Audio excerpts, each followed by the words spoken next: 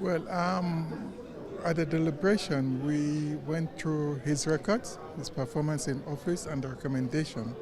And the council was glad to approve the recommendation for him to be appointed the Inspector General of Police.